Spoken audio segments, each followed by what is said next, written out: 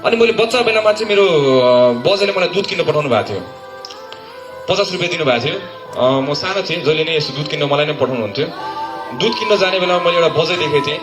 बजै चाहिँ कोइला खाँदै बस्नु भइरहेको थियो, कोइला र तपाईँको मकै सँगै खाँदै बस्नु भइरहेको थियो। म सानो थिएँ, एकदम सानो थिएँ त्यतिखेर।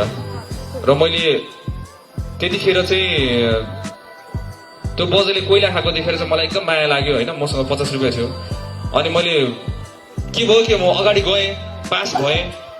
तर फेरि दिमागले, मेरो मनले मानेन। मलाई एकदमै चित्तै बुझेन। मलाई त्यो दिमागमा आएको कोइला खाएको बजै याद आएकै गर्यो। म फर्केर गएँ। म फर्केर गएर बजैलाई 50 रुपियाँ दिएँ। बजै के खानु ल भनेर मैले भने, कोइला चाहिँ नखानु ल भनेर मैले भने। म सानो थिएँ, एकदम सानो थिएँ। मलाई आई थिङ्क म यसै 10 वर्ष जति थियो होला। म घर फर्केँ, दुध बिना म घर फर्केँ। बजैले मार कुट्नु भयो मलाई। दुध किन्न गएको पैसा के खाएर आइस, भिडियो गेम खेलेर आइस तैँले भन्दै मलाई पिट्नु भयो। बाजेले आएर थपिदिनु भयो। हेर यो हेर अहिलेदेखि यस्तो बिग्रिसक्यो, यो बच्चा पढाइमा नि लद्दु छ, यसले केही गर्नु सक्दैन, जिन्दगीमा केही गरी खानु सक्दैन।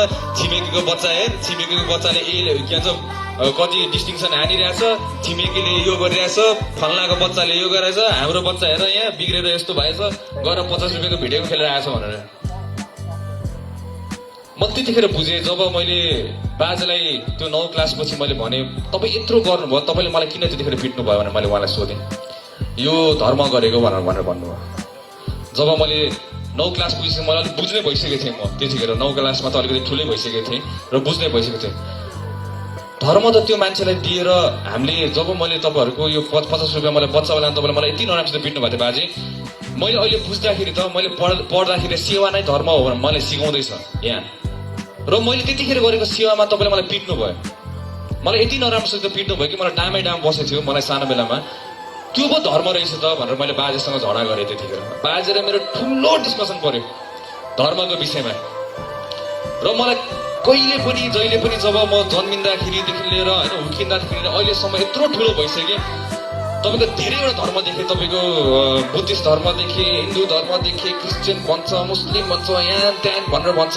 धर्म त एउटा मानवताको मात्र धर्म हुनुपर्ने जस्तो लाग्छ हाम्रो संसारमा। एउटै कुरा धर्म हो, मानवता। जेसुकै उहाँलाई सिकाए पनि त्यो एउटा ढलेको मान्छेलाई उठाउन सक्दैन, उसको धर्म के काम। जुनैसुकै धर्म तपाईँको एउटा क्रिस्चियन होस्, बुद्धिस्ट होस्, जेसुकै होस्, एउटा दिदी पनि ढलिरहेको छ भने उसलाई सहयोग गर्ने हात एउटा फैलिएन भने त्यसको धर्म के काम।